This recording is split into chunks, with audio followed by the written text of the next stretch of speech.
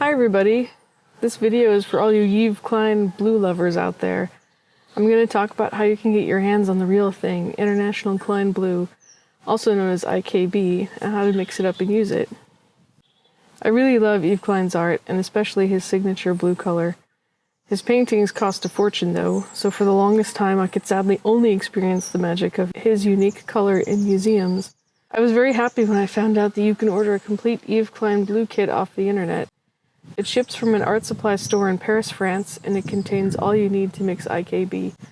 You can use it for whatever you want, but just don't call what you make Yves Klein Blue, or you might get a friendly letter from Klein's estate asking you to be more creative in your color naming. This kit is sold by Adam Montmartre Paris, which is the same art supply company that worked with Yves Klein many decades ago to develop his amazing original color. If you go to their website at adam18.com, you can order all you need to mix about a liter of paint for about €150. The thing most people don't know about IKB is that it's technically just ultramarine pigment, the same stuff you find in any other ultramarine paint. The secret to IKB is in the sauce. The sauce in this case is the medium you use to mix with the ultramarine blue pigment. It's a special binder that Edouard Adam developed in collaboration with Yves Klein in the 1950s. It's a real fickle and stinky mess to work with. By the way, mad props to Yves Klein's wife Rotrout, who makes his paints for him. But when it dries, it forms a vinyl copolymer that somehow fades into the background and lets the pigment stand on its own and really shine. That's what made it so special and unique back then, and still does to this day. There's nothing else like it. It can be mixed with any pigment to produce a similar strong color effect, but the colors that Yves Klein was famous for using are ultramarine blue, a bright pink or almost fuchsia color, and a strong cadmium-like orange color. Here's what you get in the kit from Adam Montmartre. 1 liter of ultramarine pigment, 1 liter of the magic binder/secret sauce, and a small bottle of 95% alcohol to use to thin out the paint. If it gets too sticky and filaments of paint end up stretching out between the roller and the surface you're painting with, a few drops of this will make it easier to work with again. Like many things, most of the work is in the preparation beforehand. The first thing you need are gloves, serious protective rubber gloves. Heavy-duty house cleaning gloves from the grocery store will do. Non-latex gloves or thin doctor's office gloves will fall apart when used with this binder, and the acetone you need to use as a thinner for cleaning your brushes and mixing stuff afterwards.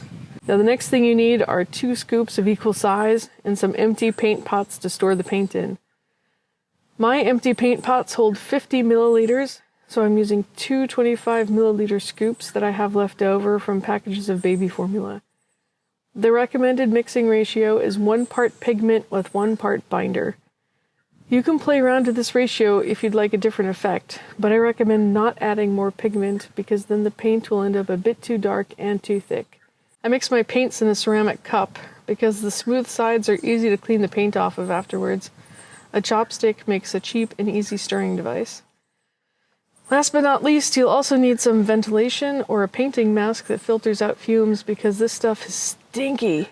There are health warnings on the bottle recommending you don't breathe it in or let it touch your skin. I've noticed that my throat starts to get sore and I cough a bit when I don't have enough ventilation while using this stuff. Remember, breathing is essential, yo. Once you mix your pigment and binder together, you need to stir it for 3 to 5 minutes. Set a timer and fire up a podcast or a YouTube video. When it's done, pour it in your empty paint pots. I use a wonderful Dutch invention called a flessenlicker or pot licker to get paint stuck to the sides into the paint pot. A small spatula would probably also work. Even if you're used to painting with brushes, I recommend using a roller with this paint. A roller is the easiest way to apply it because it requires a very even application. Any subtle differences in thickness are readily apparent. I've noticed that it looks best when it's applied in a thin layer like here. If the paint gets too thick, like here, it looks much darker, almost black. When you want to clean up after mixing and using the paint, you'll need a big bottle of acetone. I recommend getting at least a liter. I found my acetone like everything else on the internet. If you clean your brushes with water, the paint will seize up and turn your nice brush into a useless dark blue plastic clump. The inside of your mixing cup will also be lined with hard clumps. To avoid this, you'll be using a lot of acetone. Yet another reason to have good ventilation and breathing protection.